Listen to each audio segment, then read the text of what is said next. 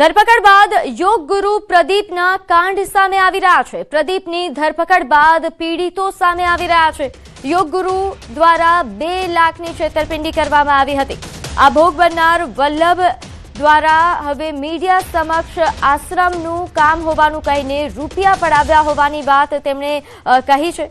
નોંધનીય છે કે સુરતનો યોગ ગુરુ પ્રદીપ જોટાંગિયા હવે પોલીસના સકંજામાં છે। પોલીસ તપાસમાં અનેક ચોંકાવનારી વિગતો સામે આવી રહી છે, જેમાં આ શખ્સ કોઈ મોટો યોગી કે ડોક્ટર નથી, પરંતુ માત્ર ધોરણ 12 સુધી ભણેલો સામાન્ય માણસ છે। પોલીસ તપાસ દરમિયાન યોગ ગુરુ પ્રદીપના ભોગ બનનારા સામે આવી રહ્યા છે। પીડિત વલ્લભભાઈ ચોથાણી સામે આવ્યા છે, જેઓ સાથે પ્રદીપે 2 લાખની છેતરપિંડી કર્યા હોવાનું ખુલ્યું।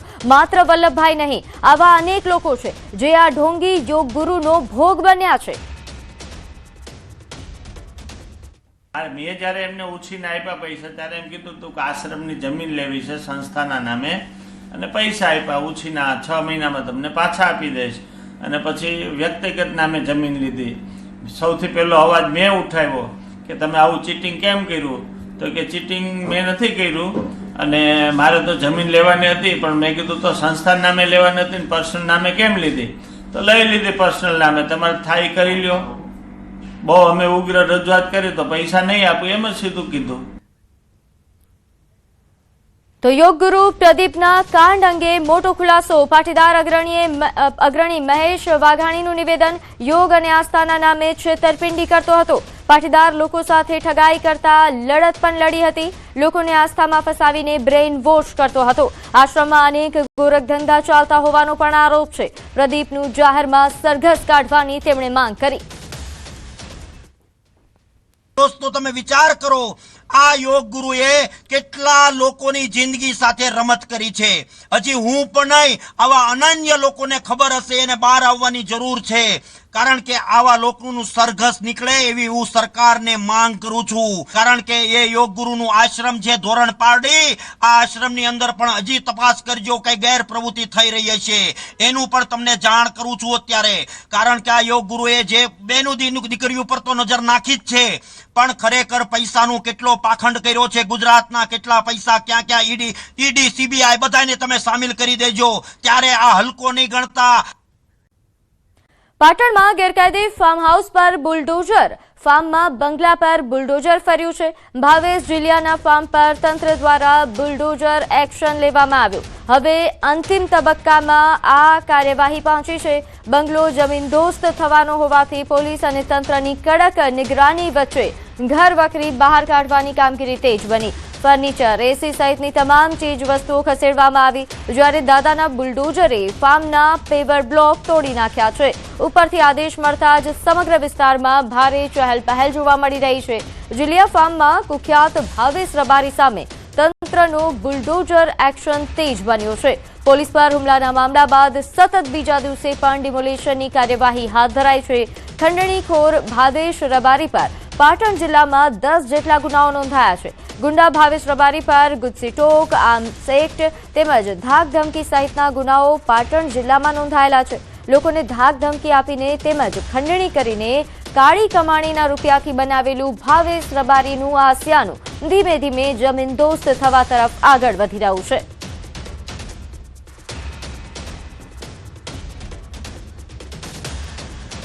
ત્યારે હાલ આ સમગ્ર વિવાદ અંગે વધુ વિગત સાથે મારી સાથે સંવાદદાતા કેતન લાઈવ જોડાઈ ગયા છે। કેતન, હાલ આજે કાર્યવાહી થઈ રહી છે, ક્યાં પહોંચી છે? આ જે કાળી કમાણીનો જે આશયાનો છે ભાવેશ રબારીનો, તે ક્યાં સુધી પહોંચ્યો? ચોક્કસ જણાવી દઉં કે તંત્ર દ્વારા હાલમાં બીજા દિવસે જે કામગીરી હોય છે તે હાલમાં ચાલી રહી છે। તમે જોઈ શકો છો ભાવેશ જીલિયાનું આ જે ફાર્મ હાઉસમાં આવેલું જે મકાન હોય છે, આ મકાનના કેટલાક જે ભાગ હોય છે તેને તોડી પાડવામાં આવે છે। આ જે બારી ઉપર જે છત હોય છે તે હાલમાં જેસીબી દ્વારા ટૂંક સમય પહેલા જ તેને તોડી પાડવામાં આવી છે। તો બીજી બાજુ હાલ તમે જોઈ શકો છો તંત્ર દ્વારા જે બ્લોક મૂકવામાં આવેલો છે તે બ્લોકની જે કાઢવાની જે કામગીરી હોય છે તે પણ હાલમાં કરવામાં આવી રહી છે। ઉપરથી અથવા કોઈ પણ આગળથી જે ઓર્ડર મળતા હાલમાં જે કાર્યવાહી હોય છે તે કરવામાં આવી રહી છે। તમે જોઈ શકો છો કે જેસીબી દ્વારા હાલમાં જે બ્લોક નીકળવાની જે કામગીરી હોય છે તે કરવામાં આવે છે। હાલમાં જે માહિતી મળી રહી છે તે પ્રમાણે આગળથી જે પ્રમાણે ઓર્ડર મળશે તેના મકાન હોય છે તે મકાનને પણ તોડી પાડવાની જે તમામ જે કામગીરી હોય છે તે આજે કરવામાં આવી શકે છે. ચોક્કસ તમે જોઈ શકો છો આજે આયુક્તાન જે ફાર્મ હાઉસ હતું તે ભાવેશ સૌથી કાલથી જે કામગીરી હોય છે તે શરૂ કરી દેવામાં આવી. આજે પણ આ જે કામગીરી હોય છે સતત ચાલી રહી છે. તમે જોઈ શકો છો અહીંયાથી જે મકાનમાં જે સામાન રહેલો હતો એસી રહેલી હતી તેમજ અન્ય જે સામાન હોય છે તેને ખસેડી દેવામાં આવે છે અને તંત્ર દ્વારા હાલમાં જે દાદાનું જે બુલડોઝર હોય છે તે અહીંયા ફરી રહી છે. મકાનની જે બારીની જે છત હોય છે તે છતે પણ તોડી નાખવાની છે અને આગળની જે કાર્યવાહી હોય છે તે હાલમાં ચાલી રહી છે. જે આ ઉપરાંત કેતન આગળની કાર્યવાહી આભાર માહિતી આપવા બદલ આપ અપડેટ આપતા રહેજો. તો ભાવેશ રબારી જેને જોઈ શકો છો જેની ગુંડાગીરીનો હવે અંત આવ્યો છે તેના કાળા કમાણીના આશયાના પર હવે બુલડોઝર ફરી રહ્યું છે.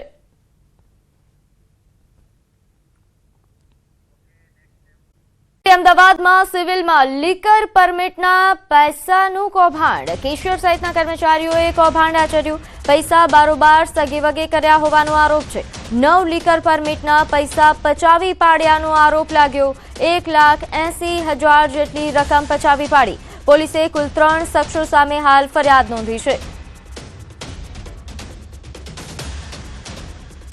તો સિવિલમાં લીકર પરમિટના કૌભાંડનો મામલો. સમગ્ર મામલે સિવિલ સુપ્રિન્ટેન્ડન્ટનું નિવેદન. આ પ્રકારની ગેરરીતિ નહીં ચલાવી લેવાય. તપાસ માટે કમિટીની રચના કરવામાં આવી છે. ગેરરીતિ કરનાર શખ્સો સામે એફઆઈઆર દાખલ કરાઈ. 8 કેસમાં ફીના નાણાં જમા નથી થયા. દોષિતો સામે કડક કાર્યવાહી કરાશે.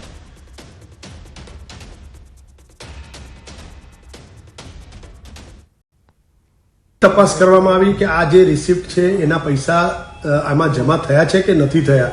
તો હકીકતમાં એ પૈસા એમાં જમા નહોતા થયેલા, પરંતુ જે રિસિપ્ટ હતી એની અંદર ટ્રાન્ઝેક્શન આઈડી પણ નાખેલો હતો. એટલે પછી એક ડાઉટ ગયો કે આમાં કંઈક ના કંઈક રંધાયું છે અથવા કોઈક ગેરરીતિ થઈ લાગે છે. એટલે ઇમિડિયેટલી તપાસ કરવામાં આવી. ગેરરીતિ સામે આવતા પછી એફઆઈઆર કરવામાં આવી. રાત્રે એફઆઈઆર થઈ છે અને ઇમિડિયેટલી 5 મેમ્બરની કમિટી બનાવવાની જે હવે સઘન તપાસ કરશે કે આ વસ્તુ કેવી રીતે થઈ, ક્યાંથી ચાલુ થઈ. રાજ્યમાં 3 દિવસ પડેલા કમોસમી વરસાદ અને વાવાઝોડાના કારણે ખેડૂતોને ભારે નુકસાન થયું છે. રાજ્યના કૃષિ મંત્રી જીતુ વાઘાણીનું નિવેદન. અમુક વિસ્તારમાં ભારે પવન ફૂંકાયો અને વરસાદ પડ્યો છે.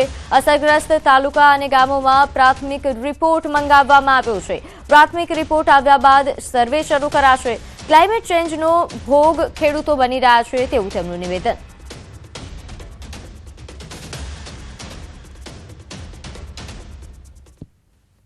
કેટલીક જગ્યાઓ ઉપર વરસાદ પડ્યો છે, કેટલીક જગ્યા ઉપર પવન પણ થોડો વધારે ફૂંકાણો છે. પ્રાઇમરી રિપોર્ટ અમે મંગાવી રહ્યા છીએ. કેટલાક તાલુકામાં કેટલાક ગામોની અંદર આ પ્રકારની અસરો અને કેટલું નુકસાન થયું છે પ્રાઇમરી પ્રાથમિક સર્વેના આધાર ઉપર આગળ ઉપર નક્કી થાય. ફરી માવઠાનો માર. લખપત નખત્રાણા વિસ્તારમાં વરસાદની શરૂઆત થઈ છે. રવાપર તેમજ આસપાસના વિસ્તારોમાં પણ ઝરમર વરસાદ વરસી રહ્યો છે. નખત્રાણા વિસ્તારમાં દેવીસર, લાખિયાવીરા, આ ઉપરાંત ચાવડકા, વિથોણા, રસલિયા તેમજ આસપાસના વિસ્તારમાં ઝરમર વરસાદથી ખેડૂતોને ભારે નુકસાનની ભીતિ છે. વાત કરીએ રાજ્યના હવામાનને લઈને તો હજુ માવઠું પીછો નહીં છોડે. હવામાન વિભાગની આગાહી છે. અપર એર સાયક્લોનિક સર્ક્યુલેશન સક્રિય થયું છે. 24 કલાક સૌરાષ્ટ્ર અને ઉત્તર ગુજરાતના અમુક જિલ્લામાં વરસાદની આગાહી કરવામાં આવી છે.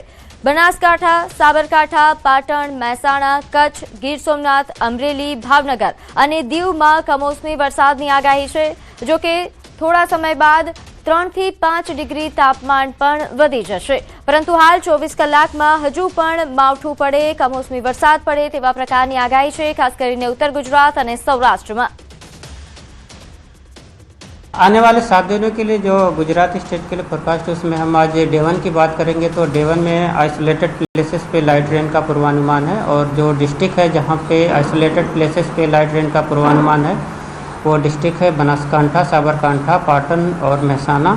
और सौराष्ट्र और कच्छ रीजन के जो डिस्ट्रिक्ट हैं जहाँ पे लाइट टू मॉडरेट रेन का पूर्वानुमान है वो डिस्ट्रिक्ट है कच्छ, अमरेली, भावनगर और गिर सोमनाथ और साथ में दीव शामिल है जहाँ पे लाइट टू मॉडरेट रेन का पूर्वानुमान है आज के लिए. आने वाले 3 दिनों के लिए मैक्सिमम टेम्परेचर में 3 से 5 डिग्री की बढ़ोतरी का पूर्वानुमान है. અમદાવાદના પીએસઆઈના વાયરલ વિડીયો અંગે એસપીનો ખુલાસો નોંધે છે કે આ સમગ્ર જે વિવાદ થયો જેનો વિડીયો સામે આવ્યો હતો પીએસઆઈ દ્વારા જે દાદાગીરી કરવામાં આવી આ મામલે હવે એસપી દ્વારા સ્પષ્ટતા કરવામાં આવી છે. યુવક કારના બોનેટ પર બેસી જતા વિવાદ થયા હોવાનું તેમણે જણાવ્યું છે. પીએસઆઈએ નીચે ઉતરવા કહેતા આ વિવાદ થયો હતો. પોલીસ વિભાગની ખોટી છબી લોકો સમક્ષ રજૂ કરવામાં આવતા હોવાની વાત કરવામાં આવી છે. અમદાવાદના પીએસઆઈના વાયરલ વિડીયો અંગે એસપીનો આ ખુલાસો છે. તેમણે કહ્યું કે 18 તારીખે રાતના 11 વાગ્યે આ બનાવ બન્યો. યુવક કારના બોનેટ પર બેસી જતા વિવાદ થયો હતો. પીએસઆઈએ નીચે ઉતરવા કહેતા આ વિવાદ થયો. વિડીયોના કેટલાક ભાગ જ વાયરલ થઈ રહ્યા છે. પોલીસ વિભાગની ખોટી છબી ઊભી કરવાનો આક્ષેપ છે. પોલીસ અધિક્ષકે પીએસઆઈ સામે તપાસના આદેશ પણ આપ્યા છે. બોપલ પોલીસ સ્ટેશનના પીએસઆઈ જયેશ કલોત્રાની દાદાગીરીનો આ વિડીયો જે વાયરલ થઈ રહ્યો હતો જે બાદ અમદાવાદ ગ્રામ્ય એસપીએ ખુલાસો કર્યો છે. મેં કઈ ભૂલ નથી કરી. અહીંયા મારું ચાલશે. નીકળ લુખા નીકળ. બધી હોશિયારી નીકળી જશે હમણાં. હજી આ દેશી તો હજી લુખો કહીશ. મેં કઈ ભૂલ નથી કરી. અહીંયા મારું ચાલશે. નીકળ લુખા નીકળ. બધી હોશિયારી નીકળી જશે હમણાં. હજી આ દેશી તો હજી લુખો કહીશ. મેં કઈ ભૂલ નથી કરી. અહીંયા મારું ચાલશે. નીકળ લુખા નીકળ. બધી હોશિયારી નીકળી જશે હમણાં. હજી આ દેશી તો હજી લુખો કહીશ. મેં કઈ ભૂલ નથી કરી. અહીંયા મારું ચાલશે. નીકળ લુખા નીકળ. બધી હોશિયારી નીકળી જશે હમણાં. હજી આ દેશી તો મેં કઈ ભૂલ નથી કરી. અહીંયા મારું ચાલશે. નીકળ લુખા નીકળ. બધી હોશિયારી નીકળી જશે. તો વધુ વિગત સાથે મારી સાથે સંવાદદાતા ઋત્વિજ જોડાઈ ગયા છે. ઋત્વિજ, પીએસઆઈનો જે વિડીયો વાયરલ થઈ રહ્યો હતો દાદાગીરી તેઓ કરતા હોય તેવું વિડીયોમાં દેખાતું હતું, પરંતુ હકીકત શું? જી વાત કરીએ તો જે પ્રમાણે આ વિડીયો વાયરલ થયો હતો ત્યારબાદ પોલીસ અધિકારીઓ દ્વારા તપાસ કરવામાં આવી હતી અને જે તપાસ દરમિયાન હકીકત સામે આવી હતી આ અંગે સ્પષ્ટતા કરવામાં આવી છે પોલીસ અધિકારીઓ દ્વારા કે 18 તારીખની રાતના 11 વાગ્યાની આસપાસનો આ બનાવ હતો જ્યારે પોલીસ સ્ટેશનમાં નાઇટ રવાના પ્રક્રિયા ચાલી રહી હતી અને પીએસઆઈ છે તે સ્ટાફની હાજરી લઈ રહ્યા હતા. તે દરમિયાન પોલીસ સ્ટેશનના કેમ્પસમાં જ પાર્ક કરેલી એક કારના બોનેટ ઉપર આ યુવાન છે તે બેઠો હતો એટલે પોલીસ દ્વારા જે પીએસઆઈ દ્વારા તેને વ્યવસ્થિત બેસવા માટેની ટકોર કરવામાં આવી હતી. આ દરમિયાન જે યુવક છે તે ઉશ્કેરાઈ ગયો હતો અને પોલીસ સાથે ઉદ્ધતાઈભર્યું વર્તન કર્યું હતું એટલે પીએસઆઈ દ્વારા તેને ગાડીના બોનેટ ઉપરથી નીચે ઉતારવા માટેની ટકોર કરી હતી. પરંતુ આ દરમિયાન બંને વચ્ચે બોલાચાલી થઈ હતી અને ઉગ્ર બોલાચાલી થઈ હતી જેનો એક વિડીયો છે તે પણ વાયરલ થયો હતો. જો કે પોલીસ અધિકારીનું કહેવું છે કે આ જે વિડીયો છે તે વિડીયોમાં ક્યાંક ને ક્યાંક કેટલોક ભાગ છે તે એડિટ કરી દેવામાં આવ્યો છે. પરંતુ હાલમાં સમગ્ર મામલે તપાસ કરવામાં આવી રહી છે. પોલીસ સ્ટેશનના સીસીટીવી તપાસ કરવામાં આવશે. વિડીયોની જે ઓરિજિનલ વિડીયો છે તે તપાસ કરવામાં આવશે. એટલે તપાસ બાદ આગળની કાર્યવાહી છે તે ઉચ્ચ પોલીસ અધિકારીઓ દ્વારા કરવામાં આવશે. જી, અને સાથે ઋત્વિજ, કારણ કે હાલ જે આ વિડીયો વાયરલ થઈ રહ્યો છે એસપી જણાવી રહ્યા છે કે વિડીયોના અમુક ભાગ જ વાયરલ થઈ રહ્યા છે અને ખોટી છબી ઊભા કરવાનો પ્રયાસ થઈ રહ્યો છે, તો જેમના દ્વારા આ પ્રયાસ કરવામાં આવ્યો તેમને લઈને શું વિગત પ્રાપ્ત થઈ રહી છે? આ સમગ્ર વિવાદ બાદ હવે એક્શન કેવા પ્રકારની હશે? જી વાત કરીએ તો આ જે વિડીયો ઉતારનાર વ્યક્તિ હતો, જે વ્યક્તિ કારના બોનેટ ઉપર બેસી ગયો હતો, તેની પણ પોલીસ પૂછપરછ કરશે. હકીકતમાં કયા કારણોસર આ બનાવ બન્યો હતો, શું હતું, વિડીયોની અંદર ઓરિજિનલ જે વિડીયો છે તે કયા પ્રકારનો છે, તેમાં કયા પ્રકારનું ઉચ્ચારણ છે, આ તમામ બાબતો પોલીસ તપાસનો વિષય છે અને ઉચ્ચ અધિકારીઓ દ્વારા આ મામલે હાલમાં તપાસ કરવામાં આવી રહી છે. એટલે જ્યાં સુધી પોલીસ દ્વારા સમગ્ર તપાસ નહીં કરવામાં આવે ત્યાં સુધી હકીકત સ્પષ્ટતા કરવી મુશ્કેલ છે. કારણ કે જે પોલીસ અધિકારીનું કહેવું છે કે વિડીયોમાંથી કેટલોક ભાગ છે તે એડિટ કરી દેવામાં આવ્યો છે. એટલે જે એડિટ કરેલો ભાગ છે તેમાં શું છે, આ તમામ બાબતો અંગે તપાસ કરવામાં આવશે અને ત્યારબાદ આગળની જે કાર્યવાહી છે તે ઉચ્ચ પોલીસ અધિકારીઓ દ્વારા કરવામાં આવશે. જી, આ ઉપરાંત ઋત્વિજ, જે રીતે આપે જણાવ્યું કે જે વ્યક્તિઓ દ્વારા વિડીયો વાયરલ કરવામાં આવ્યો છે તેમને લઈને પણ પૂછપરછ કરવાની છે, પરંતુ પીએસઆઈ કે જેમને લઈને આ વિવાદ થયો છે, પીએસઆઈ વિરુદ્ધ કેવા પ્રકારના આદેશ આપવામાં આવ્યા છે, તેમના વિરુદ્ધ કેવી કાર્યવાહી? હાલમાં આ સમગ્ર મામલે સૌપ્રથમ તો જે પ્રાથમિક હકીકત શું છે તે તપાસવી જરૂરી છે. કારણ કે વિડીયો વાયરલ થયો છે પરંતુ હકીકત કયા પ્રકારે આ બનાવ બન્યો છે તે માટે પોલીસ તપાસ કરી રહી છે. પોલીસ સ્ટેશનના સીસીટીવી ફૂટેજ પણ છે, પોલીસ સીસીટીવી ફૂટેજ પણ તપાસશે, ઓરિજિનલ વિડીયો પણ તપાસશે.